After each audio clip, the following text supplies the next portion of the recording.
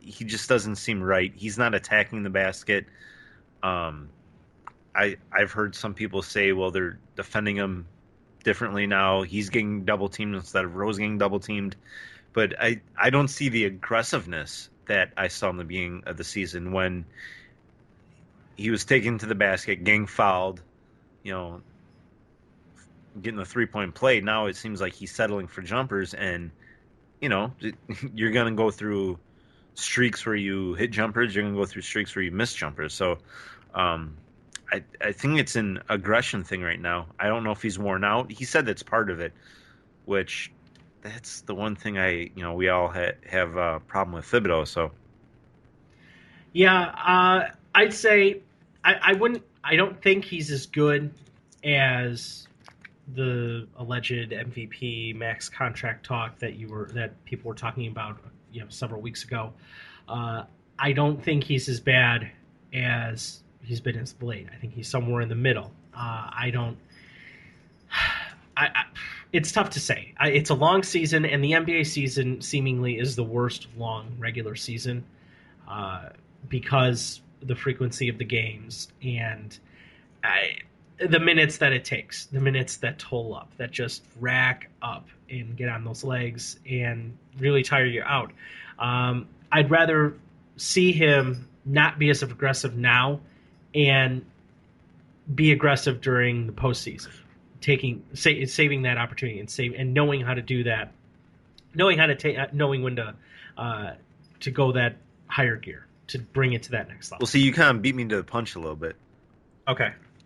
Not just talking about Butler, but the whole team. Where it seems like all Bulls fans are. Wait a minute, we were supposed to go to the Eastern Conference Finals and the NBA Finals, and now what's going on? You know, are we good enough to even make it out of the first round of the playoffs and all this? And I, you know, I even said on Twitter the other night, like, is everyone still got the Bulls coming out of the East after the moon pounding they got from Cleveland? Um, so I even referenced, I kind of made light of it that, I don't know how good the Bulls are now, but then I kind of thought about it after a couple of days, and isn't this what I want? I know this is what I wanted in like last year, the years passes. I don't care about the regular season. Go through a spurt of lackluster play where, you know, one of the big things the problem is they're not playing defense. What is defense? Defense is effort. So they're not putting in effort, which means they're not trying as hard. I don't care if they're not trying hard right now. This is meaningless. They're going to be in the playoffs. If they're not the 1, 2, or 3 seed, so be it. They'll be a 4 or 5 seed, even if they end up really stumbling all the way to a 6 seed. Who cares? As a healthy squad, running on all cylinders, they're still the second best team in the East. A healthy squad running on all cylinders, Cleveland is still the best team in the East. I don't care what they've done to this point. Um, when LeBron is on the court, if he's healthy, the rest of the Cavs are healthy. In a series, they're still the best team. The Bulls are still the second best team. Yeah. I don't care about the Atlanta Hawks. I don't care about. Well, I do kind of care about Washington. The Wizards, Yeah. they're pretty close. I think Atlanta's close. Just I don't think they have the experience to go deep into a series. I think with the Bulls' experience, you know, I'm going to take the Bulls in probably 6 if that were a second round series or something. So Yeah. so like at first I was, oh my god, the Bulls are falling apart, and then I'm like, wait a minute, it's not even February. This is good. This is actually good. Bulls fans should be happy about this. Yeah, these are good. These are valuable losses, and what I mean by that is you're not expounding that effort, that energy, putting on those hard minutes, running up and down the court, wind sprints, all those sorts of things, just to get and bang out seemingly a meaningless regular season win.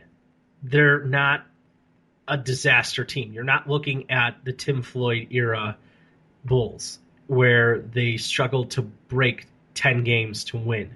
I mean, stop having fans stop having this, I don't know, this complete irrational idea that it's all or nothing. Oh, you have to win every game. You have to go 72-10 to win a championship. No, you don't. It just doesn't have to happen. You can win a championship by winning 60 games, by winning 50 games at this point, seemingly. In the East, by winning 35. Just get there. Be healthy enough to get there. Get healthy to go deep, and that's what you need to do. That's what you need to see. So, I haven't watched much Bulls, and I'm kind of glad I haven't, because then I'm not getting upset and becoming irrational and saying, "Oh no, they got to win games." Yeah, and spouting off like some lunatic fan that thinks they have to win everything, because they don't. Yeah, it's nice to see them win if you go to a game. Yeah, sure, that's nice, but and you don't want to like sit there and actively root for them to lose, and like when you're not wanting them to lose when you watch, but like the big picture, to me it's not that big of a deal that they're going through a funk, a 2.5 week funk. I mean, there's still, Noah's not playing. He's a starter. Think what you want about him, but he's a starter. You're also playing without Dunleavy, who is, a lot of people call him the glue of the team. So, that's two key players not playing. A younger budding star in Butler is struggling. Yeah, so what's going to happen? You think Butler's going to struggle the rest of the year? I don't think so. I don't know if he'll be what he was in the beginning of the season, where people are talking MVP. I don't think he'll reach that again. He was hot for a while. That happens. But I also don't think he's going to be averaging something like, I think they say he was averaging like 13 points in the last 9 games or something like that. I don't think that's going to happen either. I mean, I think there's a median there where he's going to get back into a comfort zone. So the Bulls will be fine. They'll be all right. Yeah. Just like the Hawks. Yes. Yes, they will. Let's see. Well, the Cubs had their convention this past weekend, excuse me, and word came down that the bleachers weren't going to be ready, which to me is a little odd considering it's been a rather mild winter through this point. And I guess they just need more work has to be done. And I think they didn't realize the amount of Febreze they needed to get rid of the urine smell. And that's it. They're just ordering more Febreze. More Febreze, more urinal cakes, more bleach. Okay. It's going to be interesting to see come opening day. I don't know. I know that it was talked about playing games up in Milwaukee, which, hell, it's practically a home game. That is really a home game for the Cubs organization. Honestly, 45 minutes, mostly for the majority of their located fan base away. Yeah. So no big deal. There. Let's see. I know somebody that did end up going and listened to it a couple different panels, and it's what he came back and reported saying this is a very light group of guys. This is what I mean by that is they're very lighthearted. They're not that super grindy Chicago White Sox mentality. Adam Eaton, Scott Pasetnik. Oh yeah, they grind. They run into walls. They break their noses. They're not that type of players. They're very laid back, and they're ready to just have fun. And I believe that is going to really help the team. That's going to help Joe Madden, and it's nice to see them act like a real organization and get the players that fit the manager, et cetera, et cetera. Yeah, I think it all just kind of builds to the excitement we've had since, I mean, basically since August. It's like, like the baseball season was still going on, but we were all, Cubs fans were already thinking about next year. We didn't even know that Joe Madden was going to be here. We didn't know John Lester was going to be here. And we were still excited. And then, the Lester signing, the Joe Madden signing, it all just, it's fun. We're ready. The Cubs fans are ready. Yeah, and I know White Sox fans are as well. White Sox convention or Sox Fest happens this weekend, so that should be fun. I'm not going, but I look forward to see some of the news and hear reports on some of the different panels that's out there. And I'm excited. I'm very, very much anticipating baseball coming back as well. The Bears, they really hurt this year, and they really hurt that entire just all sports fans. I think they really hurt them. So See, at least we had we had Anthony Rizzo guarantee World Series, so take it to the bank. I liked that, by the way. Yeah, I hope everyone takes it with a grain of salt. It's nice to see that attitude. I'm not gonna say he knows who his audience is, but I think it's a nice way to operate. It's nice to operate under I don't want to say the guise, but or the illusion, but with the mentality of let's go out and win a World Series. Let's do our best to go out and win a World Series. The reason why I like it is one, it declares himself as, hey, I am the clubhouse leader. This is me saying it. And if he's right, it's like, oh my God, Anthony Rizzo is right. And if the Cubs come out struggling by June, no one is going to remember that he said that.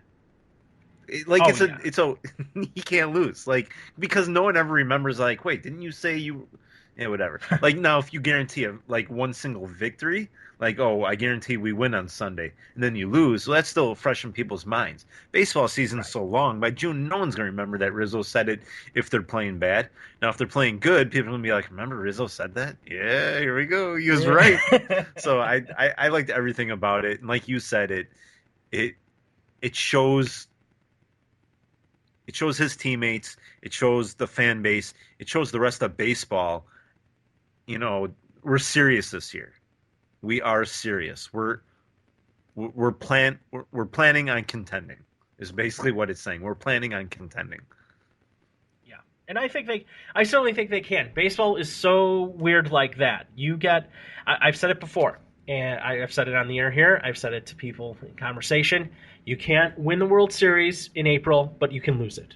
And what I mean by that is if you have a really bad April and you only win 10 games, like I believe, oh gosh, I want to say the 2012, no, they weren't were they that bad?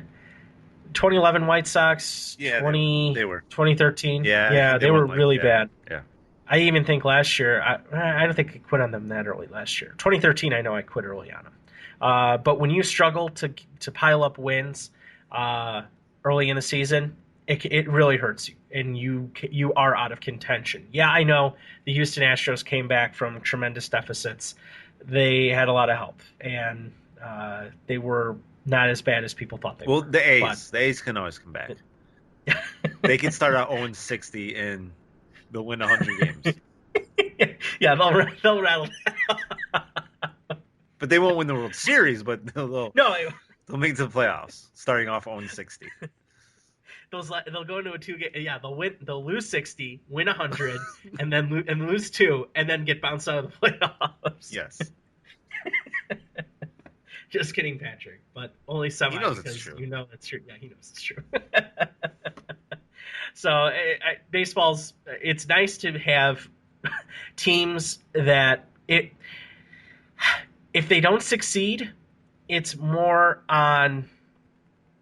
I want to say it's more on players. It's more on those players that are not living up to expectation or not performing or having the talent to succeed.